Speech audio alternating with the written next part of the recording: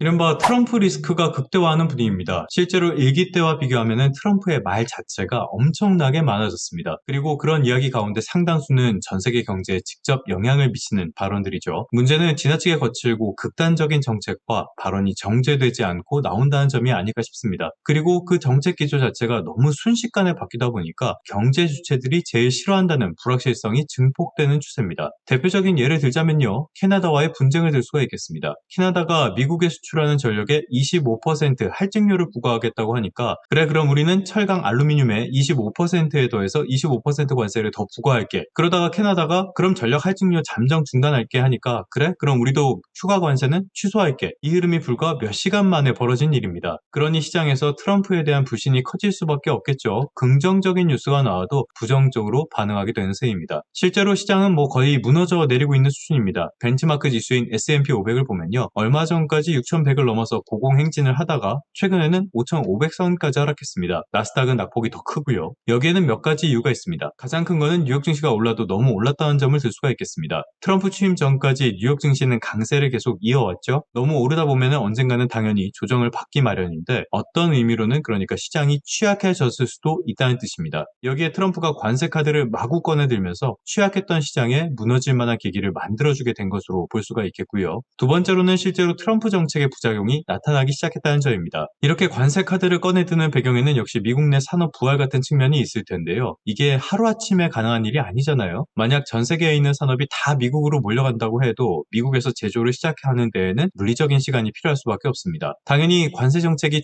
중장기적으로는 몰라도 단기적으로는 심리에 부정적인 영향을 주게 되고요. 각종 지표 자체가 조금씩 경기 둔화 내지는 침체를 가리키게 되니까 시장이 놀라게 된 것으로 볼 수가 있겠습니다. 세 번째로는 이제 대안이 생겼다는 점을 들 수가 있겠습니다. 지금까지는 뉴욕이 질주하는 상황이 계속 이어졌는데 여전히 경제 상황이 어렵지만요. 그래도 최근에는 유럽 증시도 강세고요. 딥시크의 발표 이후로는 중국 증시도 수익률이 괜찮아요. 투자자 입장에서는 뉴욕만 볼 게 아니라 대안이 생겼다고 볼 수 있는 상황입니다. 이런 점까지 영향을 미치면서 뉴욕 증시의 조정 국면이 시작됐다라고 볼 수가 있겠습니다. 그럼 이제 어떻게 될 것이냐? 지금처럼 불확실성이 커진 상황에서 명확하게 이 점을 말씀드리기는 어려울 것 같아요. 장기적으로 봤을 때는 여전히 미국 기업들의 경쟁력이 있으니까 괜찮을 것 같긴 한데 올해 상황만 보자면은 불확실한 게 너무 많아 보입니다. 그런 측면에서는 지금의 가장 큰 리스크, 가장 큰 변수인 트럼프에 주목을 해보는 게 더 좋지 않을까 싶어요. 트럼프 전략에 대한 업계에 굉장한 압박이 있는 상태입니다. 여기에 현지 언론에서 나오는 평가처럼 트럼프와의 허니문 기간 슬슬 끝나가고 있죠. 지지율도 조금씩 내려가는 추세입니다. 슬슬 지표상으로도 트럼프 정책의 부작용이 나타나고 있어요. 그리고 미국은 제도적으로 대통령 선거는 4년, 국회의원 선거는 2년이라서 대통령 임기 중간에 선거가 있잖아요. 이거를 고려하게 된다면